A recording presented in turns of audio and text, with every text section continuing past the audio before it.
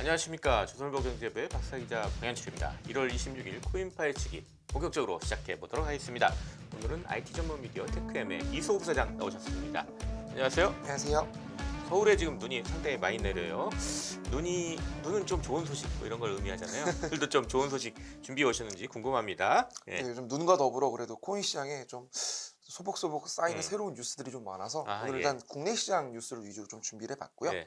먼저 키워드를 세 가지를 말씀을 드리면 예. 첫 번째 키워드는 넷마블의 게임 멤버십 NFT, 두 번째 키워드는 문 활짝 열린 STO 시장, 예. 세 번째 키워드는 크립토키티는 잊어라, 이렇게 예. 준비를 해봤습니다. 뭔가 새로운 트렌드들 쭉 말씀을 해주시려고 하는 것 같은데 뭐 하나하나 짚어보도록 하죠. 첫 번째, 넷마블의 게임 멤버십 NFT.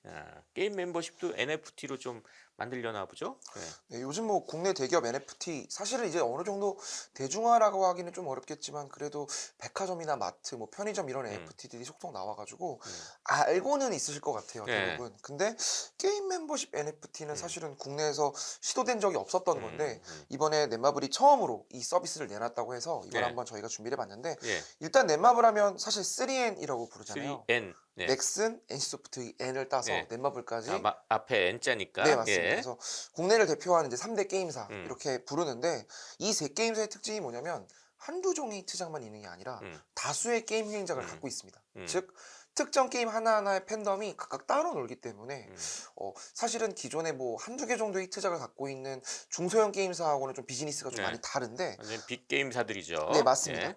최근에 일단 넷마블이 본격적으로 블록체인 게임 사업에 드라이브를 걸고 있어요. 굉장히 열심히 하고 있는 게임사 중에 하나인데 참고로 넥슨이랑 NC소프트는 아직 그 정도까지는 블록체인 사업을 진전시키지 못하고 있는 상황인데 넷마블은 이미 지금 코인이 두 개가 있습니다.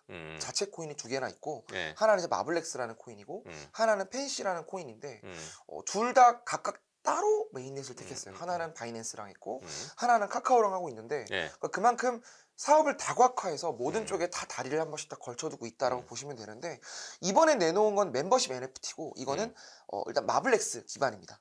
마블렉스 기반인데 이름은 마블러십 레인보우 컬렉션이라고 해요. 총 5,600개가 발행될 예정이고 아직 지금 발행을 한 건 아닙니다. 발행 계획을 이제 지난 24일 날 공표를 한 거고 이 마블러십 NFT가 나오면 어떻게 되나 저도 좀 봤는데 되게 재밌는 게 일단 이 NFT를 보유하면 넷마블이 갖고 있는 다량의 인기 게임에 쿠폰을 준다고 합니다. 그러니까 사실 게임 하나 하실 때 뭐 1, 2만 원 쓰시는 분들도 있지만 많게는 한 달에 100만 원, 200만 원 쓰시는 분도 사실 굉장히 많거든요. 국내에 100만 원 이상 과금하시는 분들이 한 30만 명 정도 된다고 해요, 한 달에. 그러니까 굉장히 꽤 많은 이용자들이 큰 돈을 써서 게임을 즐기고 있는데 이 NFT를 보유하기만 하면 이런 게임에 큰 돈을 쓰지 않고 쿠폰이나 여기서 주어지는 아이템만으로 게임을 즐길 수 있다는 점에서 게임을 정말 적극적으로 즐기는 분들한테는 어떤 면에서는 이 NFT를 보유하면 돈을 좀 아낄 수 있다?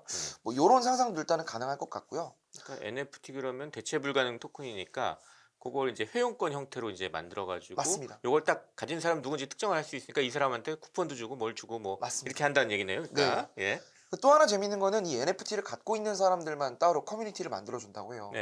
그러면 자연스럽게 같이 게임을 할 것이고 또 같이 게임을 하면서 또 그 안에서의 어떤 유대관계가 형성이 되고 뭐 이런 거를 사실 게임 하시는 분들이 길드라고 하는데 같이 게임을 즐기는 무리를 말하는 거거든요. 이런 무리들까지도 다 NFT로 연기를 하겠다. 이 NFT 자체는 돈을 주고 좀 사야 되는 거겠죠? 네, 일단 돈을 주고 사는 건데 돈은 당연히 넷마블이 갖고 있는 코인일 거고요. 그 넷마블의 코인으로 NFT를 구입해야 되는데 그러니까 일단 이 넷마블 코인의 첫 사용처다. 이렇게 보시면 될 것 같습니다. 그렇게 좀 이렇게 비즈니스를 좀 만들고 있네요. 네. 근데 단순히 게임을 즐기는 분들 말고도 사실은 이 P2E, 플레이 투 언을 즐기는 분들은 수익성 때문에 하시려는 분들이 많잖아요. 그러다 보니까 돈도 벌어야 되기 때문에 일단 넷마블은 이 NFT를 보유하면 코인을 준다고 합니다. 그러니까 코인을 그냥 주는 게 아니라 채굴하는 형태라고 하는데 뭐 그런 블록체인을 짰겠죠. 그러니까 쉽게 말하면 NFT를 보유하고 있으면 일종의 이자를 준다. 이렇게 생각하시면 될 것 같아요. 그러니까 그 점도 분명 게임에 관심 없는 분들도 좀 땡기게 하는 그런 미끼 수단인 것 같고 또 하나 흥미로운 거는 여기에 레벨 시스템이 적용이 된다고 해요. 그래서 레벨이 높으면 높을수록 더 많은 코인을 준다고 하니까 아마 이 레벨은 이 NFT도 분명히 등급이 있다는 거고 그리고 결국 비싼 NFT를 갖고 있으면 더 많은 이자를 준다. 그러니까 조금 떠올려보면 과거에 우리 그 디파이, 이더리움 디파이 같은 그런 비즈니스 모델도 한번 상상해 볼 수 있을 것 같고 실제로 그럴 가능성이 전 매우 크다고 봅니다. 이게 사실 이제 기업들 뭐 이런 뭐 백화점 이런 데서는 좀 멤버십 NFT 좀 몇 번 나왔다는 거 이제 우리가 소개를 해드렸는데 게임사가 되는 건 이제 거의 처음인 것 같아요. 네, 일단 처음이고 이게 사실 시장에서도 계속 아마 많이들 준비를 했던 건데 네. 넷마블이 제일 먼저 발표했던 거는 결국은 코인을 쥐고 있기 때문인 것 음. 같고요. 그러니까 다른 게임사들 중에서 이런 니즈가 있는 게임사들은 아까 말씀드렸던 대로 좀 대형 게임사 위주입니다. 네. 타이틀이 많아야 어떤 특정 하나의 게임을 사는 게 아니라 내가 일종의 구독 패스, 일종의 회원권이 있으면 네. 이 회사가 출시하는 수십 종의 게임을 다 즐길 수 있는 음. 일종의 구독 서비스 같은 형태를 하려하는 것이고 그게 가능한 건 대형 게임사만 가능한데 대형 게임사 중에 코인을 갖고 있는 건 넷마블밖에 없으니 당연히 지금 넷마블이 먼저 하는 거다라고 보시면 되고 넷마블이 이거를 통해서 확실하게 타깃 유저를 잡고 기존의 게임 유저들의 그 충성 독자들을 좀 더 마케팅적으로 더 강하게 잡을 수 있기 때문에 저는 이번 넷마블 사례를 대형 게임사들이 굉장히 적극적으로 벤치마킹할 네. 것이라고 생각을 하고요. 또 하나는 우리나라뿐만 아니라 미국의 대형 게임사들도 다 자신들이 갖고 있는 팬을 어떻게 하나로 뭉치는가에 대한 고민을 많이 하고 있어요. 그거를 뭐 우리 마이크로소프트나 아니면 일본의 소니 엔터테인먼트 같은 회사들은 일종의 구독 패스라 그래서 한 달에 월 정기 결제를 얼마라면 다양한 게임을 다 무료로 제공하고 비싼 게임 같은 경우 할인도 해주고 또 요즘 재밌는 건 그 소니의 콘솔 게임 플레이스테이션을 보면 그 아바타 같은 거를 또 선물로 주더라고요. 그러니까 팬을 잡기 위한 다양한 수단들이 나오고 있는데 넷마블은 코인과 NFT를 택했다. 그리고 이게 첫 도전이기 때문에 이번 사례가 아마 국내 엔터테인먼트 시장의 비즈니스에도 많은 영향을 주지 않을까 싶습니다. 어떻게 될지 앞으로 좀 주목을 해봐야 될 것 같습니다. 이렇게 해서 첫 번째 넷마블의 게임 멤버십 NFT 얘기를 해봤습니다.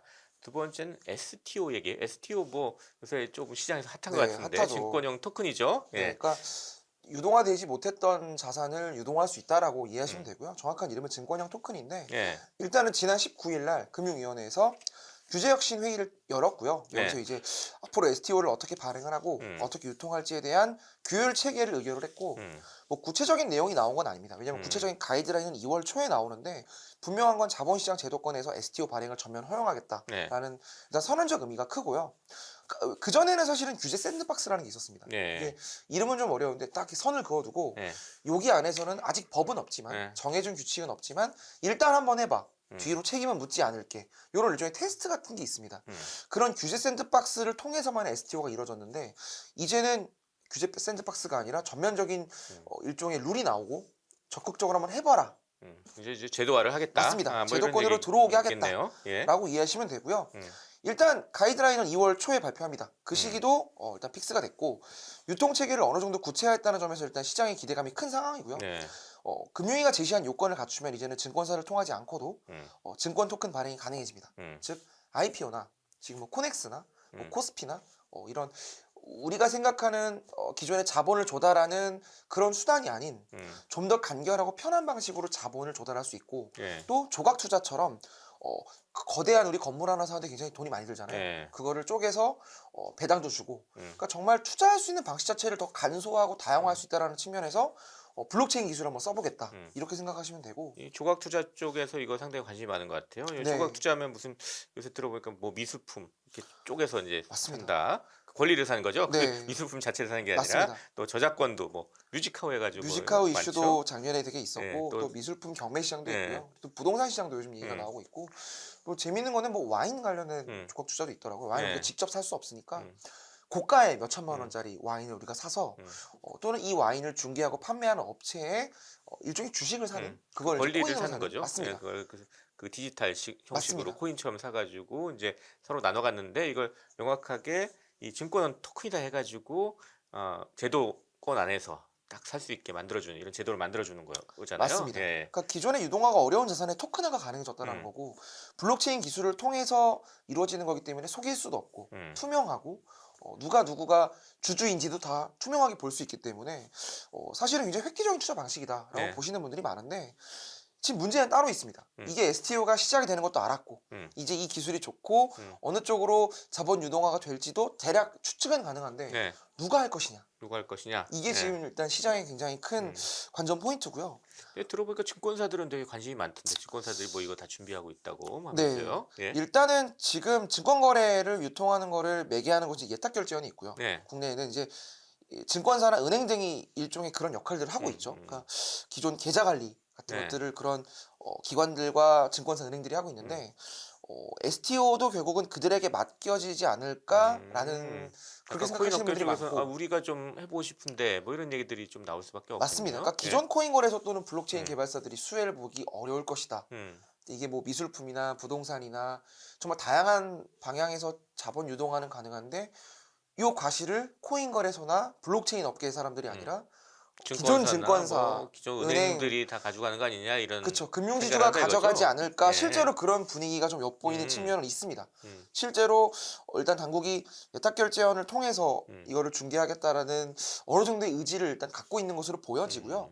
뭐 2월의 가이드라인을 통해서 봐야겠지만 결국은 지금 하고 있는 증권사 장외 거래 그 정도 수준에 머물지 않을까라고 보는 분들이 아직은 일단 많고요. 그래서 지금 코인 업계에서는 굉장히 큰 반발하고 있는 게 사실은 인터넷 전문 은행 같은 어떤 그 새로운 금융 서비스들이 출현할 때 기존에 이제 금융권에서 제일 많이 했던 반발은 투자자를 보호하기 어려울 것이다. 또는 그들이 보안이나 해킹 문제를 원활하게 할 수 있겠느냐. 또는 수신이나 여신처럼 굉장히 큰 규모의 어떤 거래를 중개하기에는 노하우가 경험이 없지 않느냐. 그러니까 인터넷 기업들의 진출이 좀 시기상조다. 이렇게 보는 시각들이 여의도 안에서 많았는데 일단 실제로 인터넷 전문 은행이 지금 벌써 3개가 있죠, 우리나라에. 이들이 출범하고 나서 꽤 많은 금융 혁신을 일궈냈다라고 일단은 판교 테크노빌리에서 자평을 하고 있고 이번 STO 같은 경우도 또다시 여의도에게 이런 거를 맡기고 우리에게 기회를 지어주지 않으면 인터넷 전문 은행과 같은 혁신을 만드는 건 어려울 것이다. 우리가 보통 이용자 환경이라고 하잖아요. UI, UX. 그러니까 왜 우리 시중은행이나 증권사들이 이런 부분이 좀 떨어지느냐. 결국은 그 이용자들이 모바일을 통해서 대부분 거래하잖아요. 그러니까 아마 STO도 모바일을 통해서 거래할 가능성이 매우 큰데 모바일로 일단은 시각화하고 도면화하고 이 데이터를 직관적으로 보여주는 그런 경험들이 아직 그래도 여의도에 있는 제도권 금융업체들은 경험이 좀 떨어지고 인터넷 기업들은 뭐 게임도 만들고 콘텐츠도 만들고 음원 서비스도 하니까 그런 부분의 접근성, 이용자들을 정말 편안하게 눈을 가시적으로 쉽게 접근할 수 있게 해주는 그런 기술들은 또 IT 기업이 갖고 있기 때문에 IT 기업들은 우리도 STO 할 수 있도록 길을 열어다오. 이렇게 지금 얘기가 꺼냈고 아마 2월에 가이드라인 나오면 좀 여론전이 매우 활발하게 펼쳐질 것으로 보여요. 그럼 아마 양쪽이 또 각각의 의견을 내놓을 건데 아마 여의도에서는 투기다. 코인 거래소들이 그동안 너무 방만하게 운영을 했고 뭐 상장 폐지나 정말 자기 멋대로 상장을 하고 이런 이슈들에 대해서 기존의 여의도 금융권에서는 되게 불만이 많은 상황인 것 같고 왜냐면 이게 우리나라 증권 시장이 거의 육박하나 수준의 거래량을 코인 시장이 지금 가지고 있잖아요. 그러니까 그런 거에 대한 여론전이 앞으로 좀 격화될 것 같아서 어떻게 흘러갈지는 좀 여론을 봐야 될 것 같고요. 또 하나 지켜봐야 될 거는 만약에 정말 여의도 금융사들이 이 주도권과 패권을 가져가게 된다면 기존에 한 3년 동안 사업을 영위했던 코인 거래소들이 우회로 증권사 라이선스를 딴다든지 결국은 이제 라이선스 시장을 들어가려고 합종 연행 같은 게 또 일어날 수 맞습니다. 있다. 그쪽에서 거래소랑 코인 거래소랑 맞습니다. 또 기존 저기 금융권과 실제로 지금 지방은행들이 좀 꿈틀대는 것 같아요. 과거에는 코인 거래할 때 우리 지금 원화로 거래하려면 입출금 계좌가 필요한데 그 입출금 계좌를 넘어서 이 STO까지도 같이 패키지로 해서 한번 우리 합종 연행을 해보자 이런 시도들이 지금 지방은행에서 굉장히 많이 이루어지고 있더라고요. 그러니까 저는 당분간 코인 거래소와 지방은행 간의 합종 연행 또 하나는 증권사들이 요즘 시장이 좀 많이 안 좋아서 매물로 나오고 있다는 얘기 들리는데 꽤 큰 코인 거래소들이 다 인수를 타진하고 있다고 해요. 그러니까 그런 방향에서의 M&A도 당분간 좀 뉴스로 나오지 않을까 싶습니다. 일단 증권형 토큰 STO에 대해서 이제 금융당국이 이제 문을 열었어요. 이제 이거에 대해서 어떤 이제 시장에서 변화가 일어날지 이게 좀 주목이 되니까 좀 잘 지켜봐야 될 것 같습니다. 그래서 두 번째 키워드 문 활짝 열린 STO 시장까지 얘기를 해봤습니다.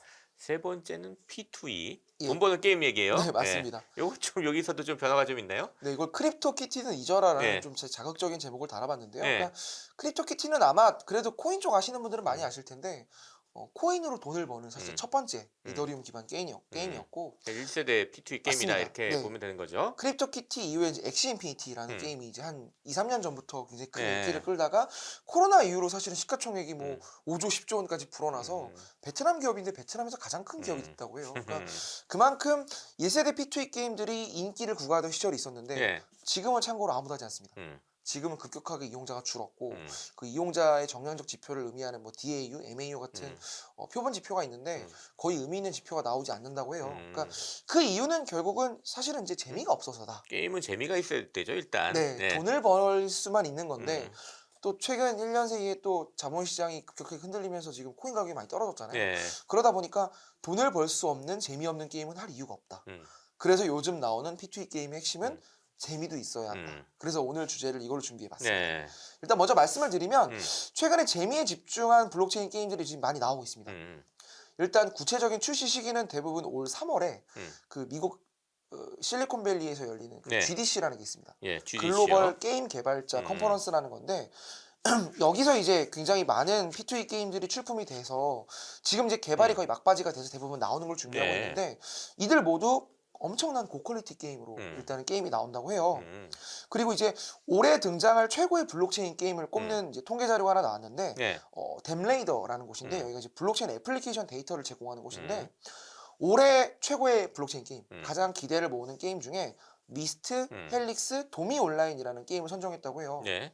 근데 이들 모두 특징이 뭐냐면 엑시 인피니티랑 크립토키티 같은 어떤 아케이드 수준의 가벼운 게임이 아니라 3D를 기반으로 한 네. 고퀄리티 게임입니다. 즉 대형 게임사들이 내놓을 정도 수준의 캐릭터도 살아있고 스토리도 많이 어렵게 꽈져 있고 또 이 스토리를 풀어나가는 데 있어서 많은 공력이 들어가는 많은 개발자와 오랜 시간이 걸리는 그런 대용량 게임들 위주로 네.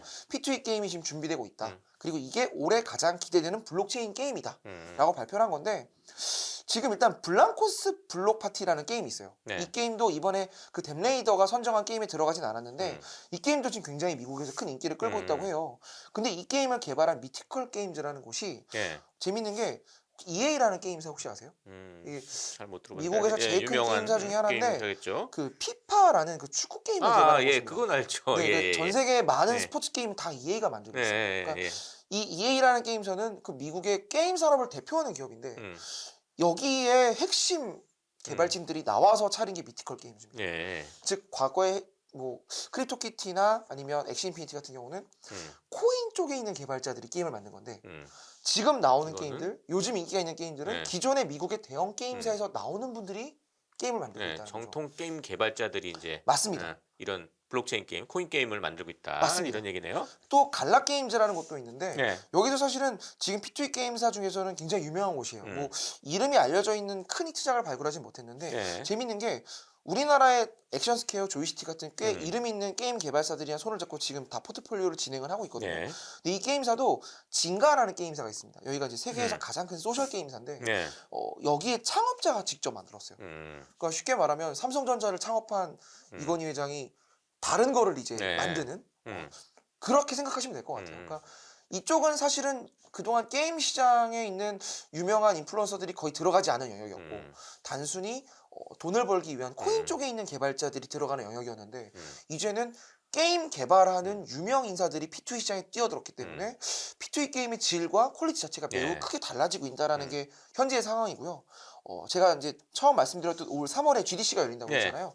아마 이 GDC에서 P2E 게임이 굉장히 많이 나올 것 같아요. 지금 국내 게임사들도 이번 위메이드랑 넷마블이랑 컴투스 같은 게임사들이 지금 출품을 준비하고 있더라고요. 그러니까 이런 흐름을 보면 아마 올 3월을 기준으로 P2E 게임의 트렌드가 완전히 바뀔 것으로 보여지고 그럼 이제 크립토키티나 엑시 인피니티 같은 게임은 추억 속으로 갈 네. 가능성이 옛날 1세대 맞습니다. P2E 게임들은 이제 사라지고 이게 어떻게 되면 2세대, 네, 맞습니다. 새로운 세대의 P2E 게임들이 좀 왕창 나오는 맞습니다. 그런 트렌드가 생길 것이다. 이런 전망해 네, 주셨습니다. 그러니까 업계가 새롭게 세팅이 된다라고 보시면 네. 될 거기 때문에 아마 올해부터의 P2E 게임은 사실은 기존의 그 코인 투자 시장과는 좀 다른 방식으로 새로운 시장이 열릴 가능성이 저는 매우 크다고 보고요. 그러니까 예. 돈을 버는 걸 떠나서 재미까지 같이 가져다 주는 거기 때문에 산업의 개발자들이 또 코인이 아니라 게임 쪽으로 많이 이동할 수 있는 어떤 그런 융복합의 계기가 되지 않을까 싶습니다. 예. 오늘 3월에 있는 GDC도 한번 잘 네. 지켜보도록 하겠습니다. 자, 이렇게 해서 1월 26일 목요일 코인 파헤치기 마칠 시간이 다 됐습니다. 마지막으로 저희 시청자, 구독자 여러분께 마무리 인사 부탁드리겠습니다.